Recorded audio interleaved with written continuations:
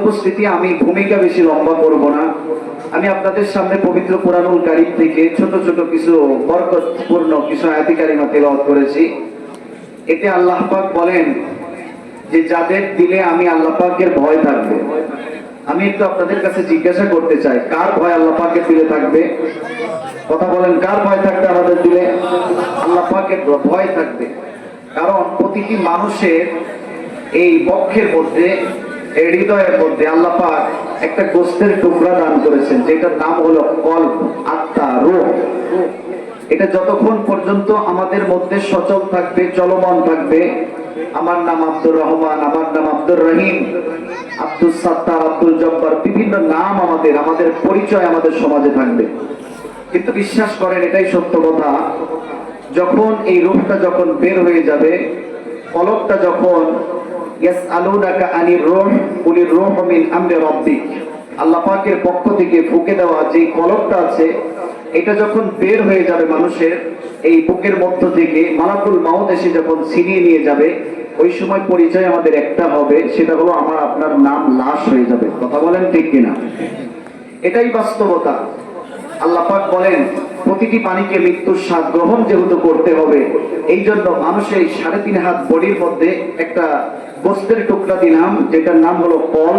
এটা যখন মানুষের পরিশুদ্ধ হয়ে যাবে, মানুষের যখন ঠিক হয়ে যাবে, তো 3.5 হাত বডি আল্লাহ পাক ওই কলব পরিশুদ্ধর কারণে আল্লাহ পাক সকল অঙ্গ প্রত্যঙ্গকে আল্লাহ পাক আল্লাহ ওয়ালা হিসাবে কবুল করবেন। সুবহানাল্লাহ।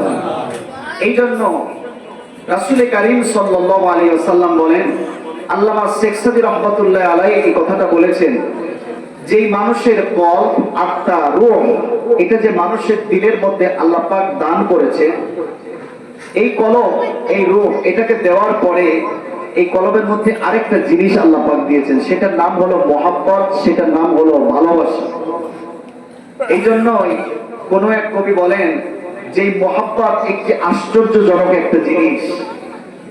এই মহাব্বত, এই ভালোবাসা যদি আমাদের আল্লাহর জন্য হয়, কার জন্য হয়, তবে এই দ্বীনি কাজগুলোতে আসতে, এগুলোতে সাড়া দিতে আমাদের অত্যন্ত মনোযোগী হবে এবং আমাদের মনোনিবেশ হবে এই কোরআনের মাহফিলের দিকে আসার জন্য, বসার জন্য। কথা বলেন ঠিক কিনা?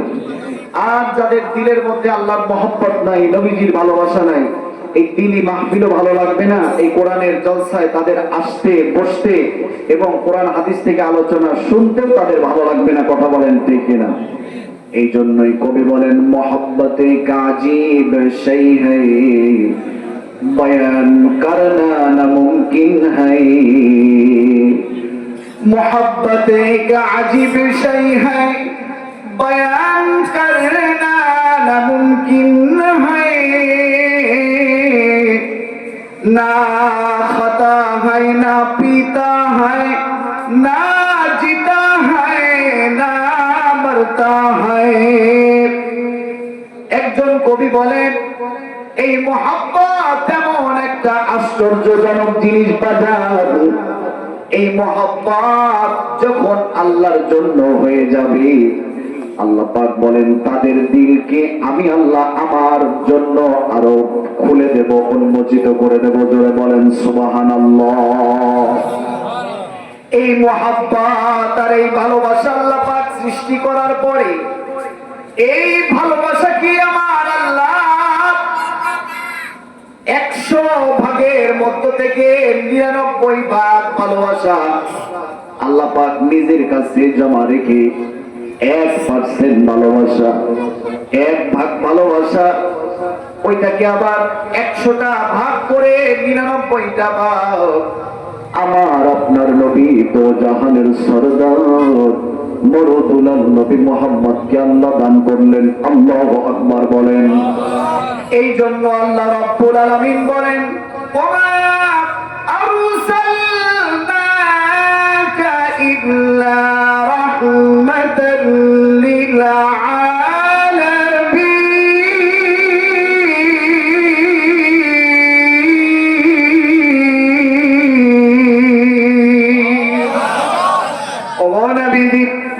এই ভালোবাসা, এই জিনিসটাকে আমি আল্লাহ পাক 100 ভাগ করে আবার একটা ভাগকে আবার 100টা ভাগ করে নবীজি গো, আপনাকে আমি আল্লাহ রাব্বুল আলামিন 99 ভাগ দান করলাম, আর এক ভাগ ভালোবাসা গোটা দুনিয়ার 18,000 মতান্তরে যত মাখলুকাত আছে বাজান, সকল মাখলুকাতের মধ্যে আল্লাহ পাক দান করে দিলেন।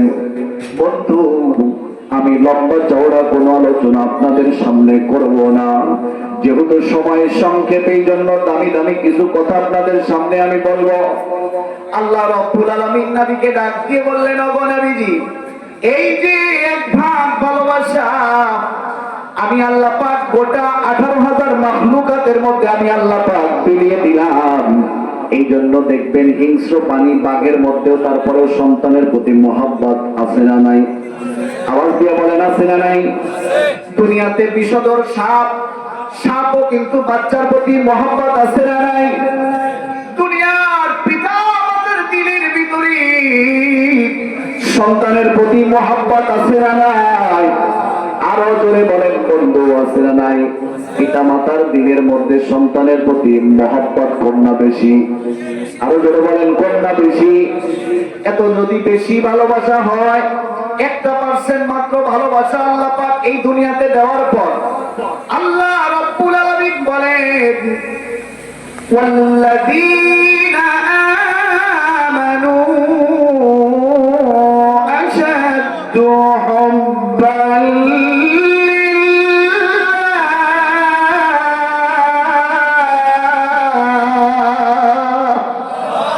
যেই মানুষগুলি ঈমান আনবে বাজান, ঈমান আনার পরে ওই মানুষদের দিলে যখন আল্লাহর ভয় ঢুকে যাবে, আল্লাহ রাব্বুল আলামিন পবিত্র কোরআনুল কারীমের মধ্যে আল্লাহ ঘোষণা করেন, ওয়ালিমান খাফা মাকাম রাব্বিহি ওয়া নাহান নাফসা আনিল হাওয়া ফাইন্নাল জান্নাতা হিয়াল মাওয়া।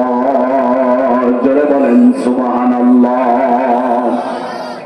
আল্লাহ রাব্বুল আলামিন বলেন, নবীজি तमाम পৃথিবীর মানুষদেরকে আমি আল্লাহ পাকের পক্ষ থেকে জানিয়ে দেন, যেই মানুষগুলোর দিলের মধ্যে আমি আল্লাহ পাকের ভয় থাকবে, যেই মানুষগুলো তাকওয়াবান মানুষ হয়ে যাবে, যেই মুসলিমাদের দিলে আমি আল্লাহ রাব্বুল আলামিনের ভয় যাদের অন্তরে বেশি থাকবে, আর এই ভয় নিয়ে যারা দুনিয়ার সকল প্রকার অপকর্মকে যারা পরিত্যাগ করবে, আল্লাহর ঘোষণা, আল্লাহ বলেন, ফাইন্নাল জান্নাতা হিয়াল মাওয়া, ওই মানুষদেরকে আমি আল্লাহ রাব্বুল আলামিন জান্নাতুল মাওয়া দান করব।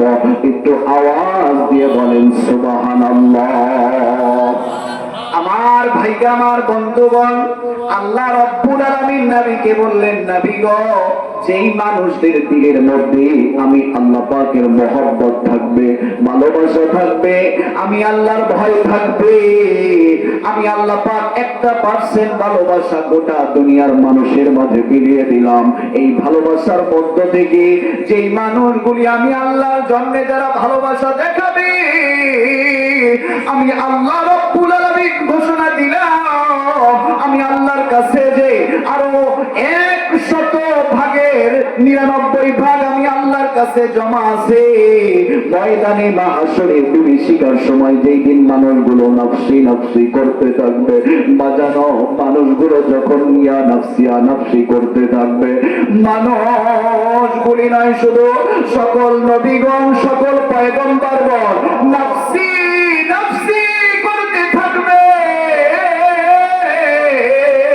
ও নবীজি, আপনার উম্মতদেরকে জানিয়ে দেন, যেই মানুষদের দিলে আমি আল্লাহর ভালোবাসা থাকবে, আমি আল্লাহর ঘোষণা হইল, আমি আল্লাহ পাক আমার ভালোবাসা দেখিয়া ওই মানুষদেরকে ময়দানে মাহশরে আরশে আজিমের নিচে স্থান দিয়া হাউজে কাউসারের পানি পান করাইয়া আমার বন্ধু মুহাম্মদুর রাসূলুল্লাহর পাশে ওই মানুষদেরকে আমি আল্লাহ জায়গা করে দেব। আল্লাহু আকবার। আরো জোরে বলেন বন্ধু, কার ভয় দিলে থাকলে? আওয়াজ দিয়ে বলেন, আওয়াজ দেন, আওয়াজ দেন, কার ভয়? আল্লাহর নাম নিতে কি আর কোনো ভয় আছে? কথা বলেন, ভয় আছে? আমরা অতীতে নারায়ে তাকবীর আল্লাহু আকবার স্লোগানটা পর্যন্ত মুসলমান দিতে পারে নাই। আজ যদি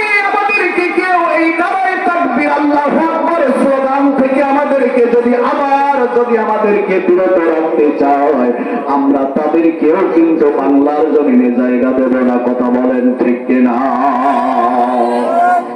এটা মুসলমানের দেশ। মুসলমানের দেশে আল্লাহর কোরআনের কথা হবে, নবীর সুন্নতের কথা হবে। যেখানে বাধা দিবে আগামী থেকে সেখানেই প্রতিরোধ করে পড়তে উঠতে হবে। মুসলমান রাজি আছে তো? আর রাজি আছেন তো? ইনশাআল্লাহ আল্লাহ সবাইকে ঈমান দান করুক, পড়েন আল্লাহুম্মা আমিন। আগামীর বাংলাদেশ হবে কোরআনের বাংলাদেশ। আগামীর বাংলাদেশ হবে ইসলামের বাংলাদেশ। আগামীর বাংলাদেশ হবে টুপিওয়ালা দাড়িওয়ালা ঈমানদারের বাংলাদেশ। আরো জোরে বলেন ঠিক না? এই জন্য আমাদের দিলে কার ভয় থাকতে হবে? আরো জোরে বলেন কার ভয় থাকতে হবে? ওই আল্লাহর ভয় যখন আমার আপনার দিলে যখন পয়সা যাবে বন্ধ, তখন আমার আপনার নামাজ ভালো লাগবে, রোজা ভালো লাগবে, মহব্বত আল্লাহ ওয়ালাদের মহব্বতে যদি আমাদের ভালো লাগবে। কথা বলেন ঠিক কিনা? ও বাজান, আমার আপনার বয়স আজকে 30, 40, 50, 60 হয়ে গেছে, এখনো পর্যন্ত আমরা মসজিদ মুখী হতে পারলাম না, এখনো পর্যন্ত আমরা নামাজি হতে পারলাম না। অথচ আল্লাহর ভয় এই দিনের মধ্যে যদি আমাদের বদ্ধমূল হয়ে যায়, আল্লাহর ভয় যদি দিনের মধ্যে থাকে, ওই মানুষ কখনো নামাজ ছাড়তে পারে না। কথা বলেন ঠিক কিনা? আমি আপনাদের কাছে বাস্তব একটা কথা বলি। আজকে এই দোলাউড়ি পিরিজপাড়া জামে মসজিদের উন্নতি কল্পে এই জান্নাতি বাগানে অনেক বন্ধু এসেছেন, অনেক বাবারা এসেছেন, অনেকে ইশারের নামাজটা পর্যন্ত পড়ে নাই। আমি কি ভুল বললাম? কথা বলেন, আমি কি ভুল বলেছি? বিশ্বাস করেন, এমনও হাজারো প্রোগ্রামে যাবেন, মাহফিলে যাবেন, জান্নাতের বাগানে যাবেন, কিন্তু ফরজ বিধান যখন আপনি ছেড়ে দিবেন, ফরজ বিধান যখন আপনি বাদ দিয়ে চলবেন, এমন হাজারো মাহফিলে গেলে এক ওয়াক্ত নামাজের সমান সওয়াব আপনার হবে না। কথা বলেন ঠিক কিনা? কেমন করে ঘুমাও তুমি, কেমন করে ঘুমাও তুমি, ফজর করে কাজা, এমন তো হতে পারে জোহরে জানাজা তোমার, এমন তো হতে পারে জোহরে জানাজা। কথা বলেন ঠিক না?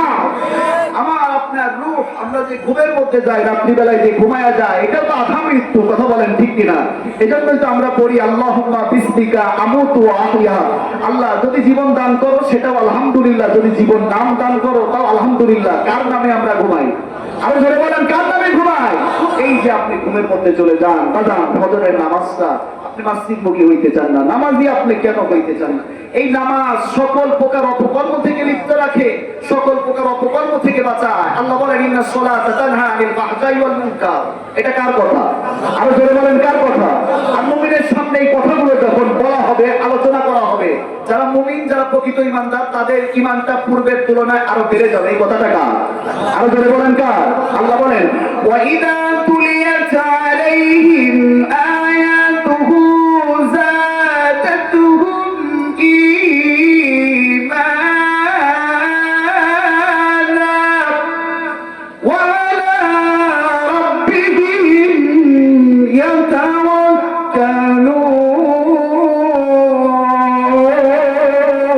ইয়াতাওয়াক্কালুন। কথাটা কার? আরো জোরে বলেন কথাটা কার?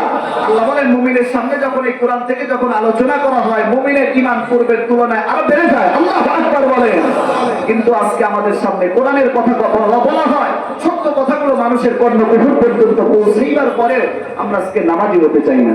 কথা বলেন ঠিক কিনা? অথচ নবীজি বলেন as-salatu ইমাদুদ্দিন ফাকাদ আকামাহা আকামাদ্দিন ওয়া মান হাদামাহা হাদামাদ্দিন। নবীজি বলেন এই যে নামাজ, এটা তো ইসলামের একটা ভিত্তি, এটাকে যে সঠিক রাখবে, এটাকে যে শক্ত রাখবে, তারা নামাজ আদায় করবে। আর যারা নামাজ ছাড়বে, তো দিনের একটা যে স্তম্ভ, একটা খুঁটি সে ধ্বংস করলো, সে জাহান্নামী হয়ে যাবে। নাউযুবিল্লাহ বলেন। আমার ভাইরা, আমার বন্ধুগণ, আল্লাহ রাব্বুল আলামিন নবীজির উপরে যখন এই নামাজ যখন ফরজ করলেন, বাজান আমার আপনার নবী এই নামাজের দাওয়াত দেওয়ার কারণে কাফেরদের কাছে যখন আমার আপনার নবী এই নামাজের কথা যখন কাফেরদের কাছে যখন বলতেছিলেন, বাজানো আমার আপনার নবীর উপরে জুলুম করা হয়েছে, নির্যাতন করা হয়েছে, কথা বলেন ঠিক কিনা?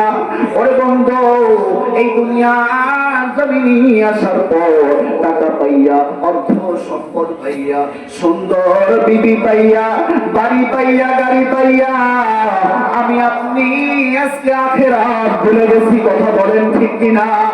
না, এই দুনিয়ার জীবন আসল জীবন নয়, মরণের পরে যেই জীবন শুরু হবে ও বন্ধু, ওই জীবন হবে আমার আপনার জন্য আসল জীবন, কথা বলেন ঠিক কিনা? আমার আপনার জীবন শুরু হবে যখন এই রূহটা যখন বের হইয়া যাবে, ওই সময় যেই জীবন শুরু হবে বাজান, ওই জীবনের শুরু আছে কিন্তু ওই জীবনের শেষ নাই বাজান। আল্লাহর নবীর সাহাবীদের জিন্দেগি তালাশ করলে পাওয়া যায়। নবীজির একজন সাহাবী নাম হইল আব্দুল্লাহ আল আনসারী রাদিয়াল্লাহু তাআলা আনহু। আমার নবী যখন মসজিদে নববীর মধ্যে যখন নামাজ আদায় করবেন, প্রতিদিন ওই সাহাবী আব্দুল্লাহ আল আনসারী রাদিয়াল্লাহু তাআলা আনহু নবীজির পেছনে আসিয়া নামাজ আদায় করত। এ বন্ধু, কিন্তু আশ্চর্যের বিষয় হইল ওই সাহাবী আব্দুল্লাহ আল আনসারী রাদিয়াল্লাহু তাআলা আনহু প্রতিদিন নামাজ শেষ করে আগে আগে বাড়িতে চলে যায়। এর বন্ধু কোনো দিকে কোনো খেয়াল করবেন না। সাহাবীদের জীবনীটা দেখেন কেমন ছিল, তিনারা নামাজের কতটা গুরুত্ব দিয়েছে, ইহতিরাম করেছে। এই জন্য আমার আল্লাহ তিনাদেরকে জান্নাতি মানুষ বলে ঘোষণা দিয়েছেন, কথা বলেন ঠিক কিনা? আল্লাহর নবীর একজন সাহাবী নবীজির কাছে যাইয়া ডাক দিয়ে বলে, ওগো নবীজি, আপনার একজন সাহাবী নাম হইল আব্দুল্লাহ আল আনসারী রাদিয়াল্লাহু তাআলা আনহু। ওগো নবীজি, আপনার এই সাহাবী প্রতিদিন আপনার পেছনে নামাজ আদায় করে গো নবী, কিন্তু নবীজি গো নামাজ শেষ করে সবার আগে আপনার পেছন থেকে প্রতিদিন বাড়িতে চলে যায়। আমার নবী ডাক দিয়ে বলে, সত্যি নাকি? সকল সাহাবী বলে, জি নবী সত্যি। আমার নবীজি পরের দিন সকালবেলা হযরতে আবু বকরকে ডাকলেন, হযরতে ওমরকে ডাকলেন, হযরতে ওসমানকে ডাকলেন, এমন অনেক সাহাবীদেরকে আমার নবীজি কাছে ডাকিয়া সাহাবীদেরকে ডাক দিয়ে বলে, সাহাবীরা রে, চলো না ওই আব্দুল্লাহ আল আনসারীর বাড়ির দিকে আমরা একটু যাব। কি জন্য, কোন কারণে এই মসজিদে নববী ছেড়ে আগে আগে বাসায় চলে যায়, কারণটা আমি নবীর জানতে হবে। ওগো বন্ধু, এবার নবীজি সাহাবীদেরকে নিয়ে আব্দুল্লাহ আল আনসারীর বাড়ির সামনে যাইয়া হযরতে আবু বকর দরজায় কড়া নাড়ায়। আব্দুল্লাহ আল আনসারী আব্দুল্লাহ আব্দুল্লাহ বলে ডাকে। আব্দুল্লাহ বাইরে বের হয় না, অনেক সময় লেগে যায় বের হইতে। বের হওয়ার পর আমার নবীজি আব্দুল্লাহর দিকে নজর করে দেখে রে, আব্দুল্লাহ চোখ বেয়ে পানি পড়তেছি। আমার আপনার নবী তো জাহানের সরদার মরুদুল নবী মুহাম্মদ ডাক দিয়ে বলে, রে আব্দুল্লাহ, আমি নবীজি অনেক সাহাবী সহ তোমার দরজায় এসেছি, তোমার বাড়িতে এসেছি, তুমি কি এই জন্য মন খারাপ করছো নি? আব্দুল্লাহ আল আনসারী সাহাবী আরো চোখের পানি ফেলে হাউ হাউ করে কান্না করে। আমার নবীজি ডাক দিয়ে বলে, আব্দুল্লাহ, রে আব্দুল্লাহ, আমি জানতে চাইবো কি জন্য, কোন কারণে তুমি এত ওয়েট করলা, এত দেরি কি জন্য করলা? অনেক আগে থেকে তোমাকে হযরতে আবু বকর ডেকেছে, তোমাকে হযরতে ওমর ডেকেছে। এ আব্দুল্লাহ, তুমি কেন ঘর থেকে থেকে বের হয়ে আমাদের সামনে আসতে কি জন্য, কোন কারণে এত দেরি করলাম? এবার এই কথা শোনার পর হযরত আব্দুল্লাহ আল আনসারী রাদিয়াল্লাহু তাআলা ডাক দিয়ে বলে, নবীজি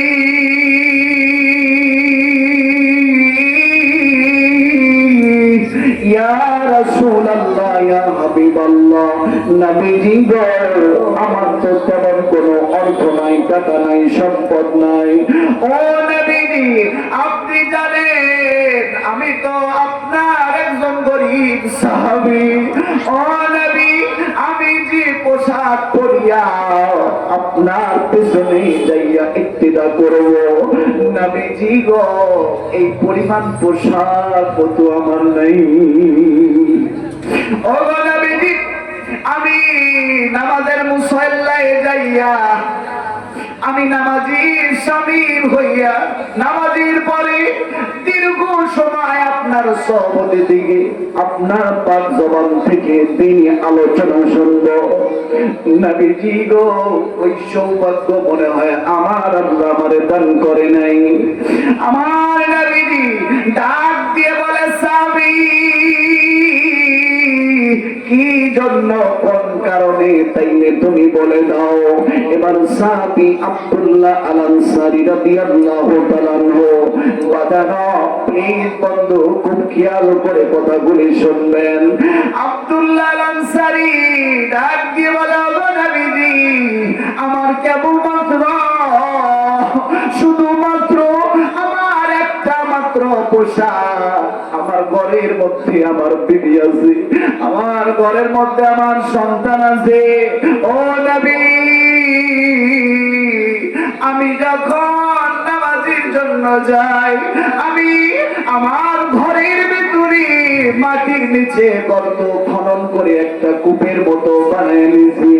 নবীজি গো, আমার বিবি যখন নামাজ আদায় করে, আমার বিবি ওই একটা পোশাক পরে নামাজ আদায় করে, আর আমি আব্দুল্লাহ আল আনসারী ওই গর্তের মধ্যে ঢুকে যায়।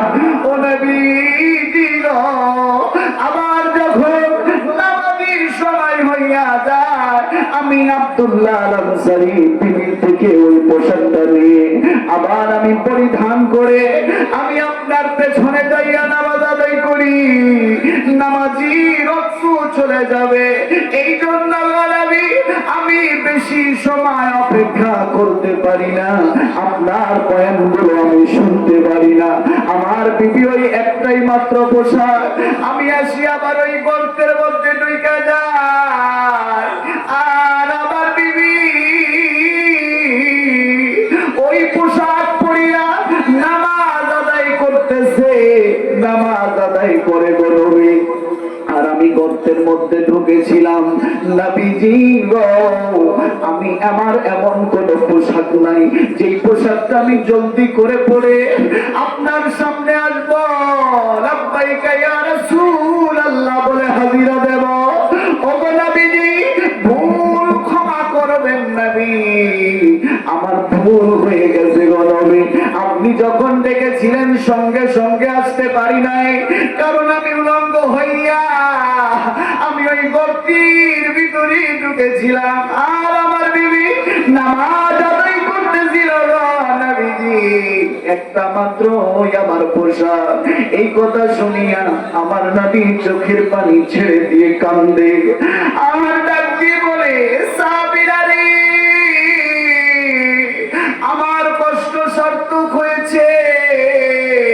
আমি যে নামাজ নিয়া মিরাজ থেকে আমার আল্লাহ আমাকে ধরা পৃষ্ঠে প্রেরণ করেছিল, যদিও আমার রব আমার আল্লাহ 50 ওয়াক্ত নামাজ ফরজ করেছিল, কিন্তু আল্লাহর পয়গম্বর মুসা কালিমুল্লাহর সঙ্গে দেখা হওয়ার কারণে 5 ওয়াক্ত করে ঘুমাইতে ঘুমাইতে আমার আল্লাহ 5 ওয়াক্ত নামাজ দান করেছে। কিন্তু আমার রব আল্লাহর একটা ওয়াদা আছে, আমার কোন উম্মত যদি সঠিক সময়ে 5 ওয়াক্ত নামাজ যদি আদায় করতে পারে, বাজান রে, আল্লাহ রাব্বুল আলামিন 50 ওয়াক্ত নামাজ পড়লে যেই সওয়াব সেই সওয়াব আল্লাহ ইমানদারের নামায় আমলে দান করবেন। একটু আওয়াজ দিয়ে বলেন সুবহানাল্লাহ। আমার ভাইরা, আমার বন্ধুগণ, ও বাজান, ওই নামাজ তখন আমাদের শুদ্ধ হয়ে যাবে যখন এই দিনের মধ্যে কার ভয় থাকবে? আরো জোরে বলেন, কার ভয় থাকবে? আল্লাহর ভয় যখন থাকবে তখন নামাজি নামাজের কাতারে যাবে, মসজিদমুখী হবে। এই ধুলাউড়ি ব্রিজ পাড়ার এলাকাবাসী নামাজি হবে। কখন হবে? যখন দুইটা জিনিস সেই দিলে থাকবে। এক নম্বরে আল্লাহর ভয়, দুই নম্বরে আল্লাহর ভালোবাসা। আল্লাহর ভয় মানুষকে মসজিদের নামাজের মুসল্লায় নিয়ে যায়, আর আল্লাহর ভালোবাসা ওই নামাজিকে একাগ্রতা বাড়ায়। নামাজের মধ্যে খুশু খুশু কেবলমাত্র আল্লাহর ভালোবাসা বাড়ায়। কথা বলেন ঠিক কিনা? আল্লাহর ভালোবাসা যখন থাকবে বাজার, আপনি গুনাহ ছেড়ে দিবেন। আর আল্লাহ পাক এই কথাটি পবিত্র কোরআনে বলেন, ওয়ালিমান খাফা মাকাম রাব্বিহি ওয়া নাহান নাফসা আনিল হাওয়া ফাইন্নাল জান্নাতা হিয়াল মাওয়া।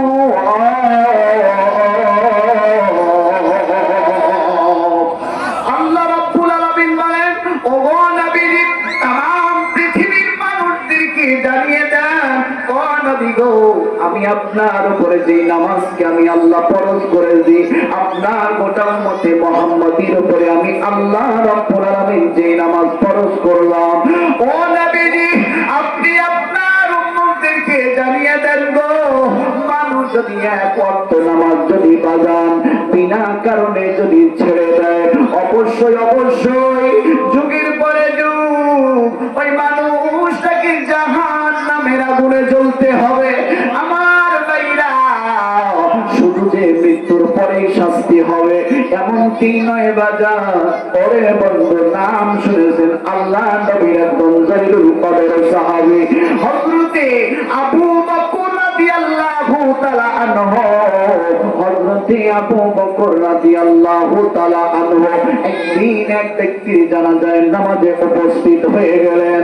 ওই ব্যক্তির জানাজার নামাজ পড়াবেন এমন সময় হযরতে আবু বকর সিদ্দিক রাদিয়াল্লাহু তাআলা আনহু নজর করে দেখে ওই লাশের কাফনের মধ্যে থেকে রক্ত বিবি খাটিয়ার মধ্যে পড়ে। এই দৃশ্য দেখার পর হযরতে আবু বকর রাদিয়াল্লাহু তাআলা আনহু উপস্থিত মানুষদেরকে ডাক দিয়ে বলে, এই মানুষটাকে, এই মানুষটা লাশের উপরে আমি আবু বকর দেখেছি। এই মানুষটা লাশের উপরে বিষধর সাপ দংশন করতেছে। এই লাশের কি কোনো গার্জিয়ান এখানে উপস্থিত নাই? উপস্থিত মানুষের মধ্য থেকে সন্তান হাত উঠাইয়া ডাক দিয়ে বলে, আমি হইলাম আমার বাবার সন্তান। ও হুজুর, কিন্তু না না না, আমি বলতে পারবো না কি জন্য, কোন কারণে আল্লাহ রাব্বুল আলামিন আমার বাবার উপরে এমন গজব দুনিয়াতে দিতেছে। আমার ভাইরা, আমার বন্ধুগণ, ও বাজান, এমন সময় হযরত আবু বকর রাদিয়াল্লাহু তাআলা আনহু এবার সন্তানকে ডাক দিয়ে বলে, সন্তান রে, তোমার মা জননীকে একটু এখানে আসতে বলো। এবার যখন ওই মৃত ব্যক্তির বিবি যখন এসেছে, ডাক দিয়ে বলে, ও মা, তোমার স্বামী দুনিয়ায় এমন কি অপরাধ করেছিল? বলো, তোমার স্বামী এই দুনিয়ার জমিনে কি অপরাধ করেছিল যার কারণে আমার আল্লাহ রাব্বুল আলামিন দুনিয়ার জমিনে এমন শাস্তি দিচ্ছে? জানি না। আমার স্বামী প্রতিদিন নামাজ আদায় করত, কিন্তু গো সাহাবী, একদিন আসরের নামাজে রক্ত যখন চলে যাবে, এমন সময় আমার স্বামী কেমন জানি গড়িমসি করতেছিল। আমার স্বামীকে আমি বললাম, স্বামী গো, তুমি কি নামাজে যাইবা না? আমার স্বামী ডাক দিয়ে বলে, বিবি রে, এখনো তো অনেক সময় আছে। এমন করতে করতে যখন আসর করে যখন মাগরিবের অন্ত হয়ে গেল, আমার স্বামী নামাজ ছেড়ে দিল, বিনা কারণে আসরের নামাজ তরক করলো। বাজানো আবু বকরের কাছে আমার আল্লাহ ফানাজালা জিবরাইল আমিনকে পাঠিয়ে দিয়েছে। ধরে বলেন সুবহানাল্লাহ। আল্লাহ পাক জিবরিল আমিনকে ডাক দিয়ে বলে, জিবরাইল জানায় দাও না গো আমার নবীর সাহাবী হযরত আবু বকরকে জানিয়ে দাও, ওই মানুষটা যেই মানুষের জানাজার নামাজ পড়াবার জন্য আমার সাহাবী আবু বকর ইমামতির কাতারে দাঁড়িয়েছে, ওই নবীজির সাহাবীকে জানায় দাও, যেই মানুষের জানাজার ইমামতি করবে ওই মানুষটা বিনা কারণে দুনিয়ায় বাজার এক ওয়াক্ত নামাজ ছেড়ে দিয়েছিল। আমি আপনাদেরকে জিজ্ঞাসা করতে চাইব, কয় ওয়াক্ত নামাজ ছেড়ে দিয়েছিল? এক ওয়াক্ত নামাজ ছাড়ার কারণে আমার আল্লাহ দুনিয়ার মানুষদেরকে সতর্ক করে দিবেন, দুনিয়ার মানুষেরা রে, শুধুমাত্র কেবলমাত্র মৃত্যুর পরে আযাব হবে না, আমার আল্লাহ রাব্বুল আলামিন চাইলে দুনিয়াতেও বেনামাজির শাস্তি আমার আল্লাহ দিতে পারে। কথা বলেন ঠিক কিনা? আমার ভাই, আমার বন্ধু, আমার লম্বা করব না, এই ধুলাউড়ি ব্রিজ পাড়া এই জামে মসজিদের উন্নতি কল্পে আজকের এই আয়োজন। এই মসজিদ যেখানে মানুষ সিজদা করে, বাজানো আমার আল্লাহ রাব্বুল আলামিন একটা ঘর তৈরি করেছেন। আমার আল্লাহ রাব্বুল আলামিন সাত আসমানের উপরে ফেরেশতাদের ইবাদতের জন্য আমার রব একটা ঘর নির্মাণ করেছে, যেই ঘরের নাম হইল বাইতুল মামুর। একটু আওয়াজ দিয়ে বলেন, ঘরটার নাম কি? ঘরটার নাম হইল বাইতুল মামুর। ওই জায়গায় সকল ফেরেশতারা সিজদা করে। কিতাবের মধ্যে এসেছে, ওই আল্লাহর নবী আল্লাহ রাব্বুল আলামিনের যত ফেরেশতারা আছে সকল ফেরেশতারা যাইয়া ওই বাইতুল মামুরে সিজদা করে।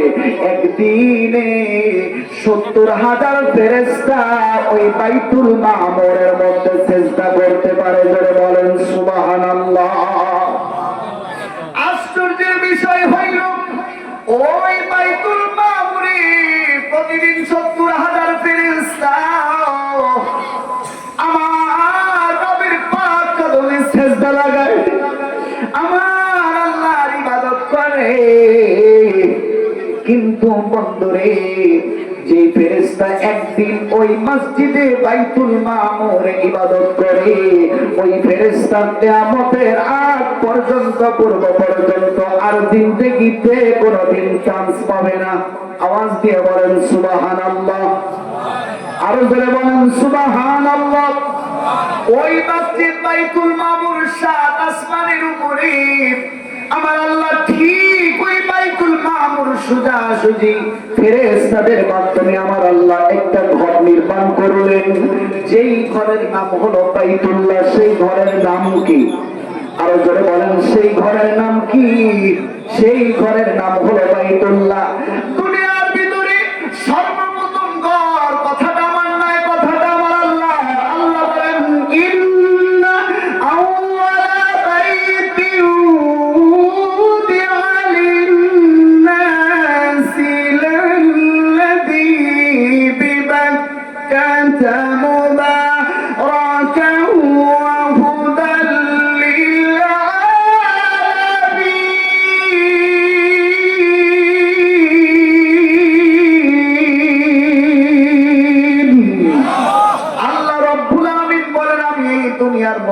সর্বপ্রথম ঘর বানাইলাম ইবাদতের ঘর। আমি আমি আপনাদের কাছে জিজ্ঞাসা করতে চাই বাগান, আল্লাহ দুনিয়ার মধ্যে সর্বপ্রথম যেই ঘরটাকে নির্মাণ করেছেন, আল্লাহ যেই ঘরটাকে বানিয়েছেন, ওই ঘরটা বসবাসের জন্য না ইবাদতের জন্য? আওয়াজ দিয়ে বলেন, বসবাসের জন্য না ইবাদতের জন্য? ও বাবা, ওই বাইতুল্লাহ পর্যন্ত কিন্তু আমরা সবাই যাইতে পারবো না। যাদেরকে আল্লাহ পাক টাকা পয়সা অর্থ সম্পদ দিবে, কেবলমাত্র বাইতুল্লাহর মুসাফির তারাই হইতে পারবে। ওই বাইতুল্লাহর পাশে যাইয়া হযরতে আসওয়াদ ধরিয়া চোখের পানি ফেলে চুম্বন করলে আমার আল্লাহ জীবন জিন্দেগীর গুনাহ মাফ করে দেয়। আল্লাহু আকবার। আর জোরে বলেন আল্লাহু আকবার। আরে বন্ধু, আমাকে আপনাকে তো আল্লাহ সেই সামর্থ্য অনেককেই দেয় নাই। বাজানো অনেকের টাকা নাই, অর্থ নাই, সম্পদ নাই, ওই বাইতুল্লাহ পর্যন্ত যেতে পারবো না। কিন্তু আমার আপনার নবী মরদুল জাহানের সরদার মুহাম্মদুর রাসূলুল্লাহ আমার নবী বলেন, ওই বাইতুল্লাহর শাখা আমার আল্লাহর গোটা দুনিয়াতে আছে না নাই? আরো জোরে বলেন, আছে না নাই? ওই বাইতুল্লাহর একটা শাখা হইল ফুলাউড়ি ব্রিজ পাড়াই জামে মসজিদ। ও বন্ধু, এই মসজিদে এসেও যারা নামাজ আদায় করবে, এই মসজিদেও যারা সাহায্য করবে, সহযোগিতা করবে, এই মসজিদের সঙ্গে যাদের দিলটাকে লটকায় রাখবে, আল্লাহ বলেন বাইতুল্লাহ যাইয়া এই মানুষগুলি যেমন করে আল্লাহর কাছে ক্ষমা পায়, এই যে বাইতুল্লাহর শাখা দুনিয়াতে যত আছে এই মসজিদ গুলোতে যাইয়াও কোনো মানুষ যদি আল্লাহর ভয়ে তাকওয়া নিয়া, আল্লাহর ভালোবাসা নিয়া, আল্লাহর ভালোবাসা নিয়া মসজিদের সঙ্গে যদি দিলটাকে লটকায় দেয়, মুয়াজ্জিন সাহেব আজানের ধ্বনি যখন মসজিদের মিনারতে যখন ছেড়ে দেয়, বাজানতে ইমানদার কখনো আর ঘরে বসে থাকতে পারে না। কথা বলেন ঠিক কিনা?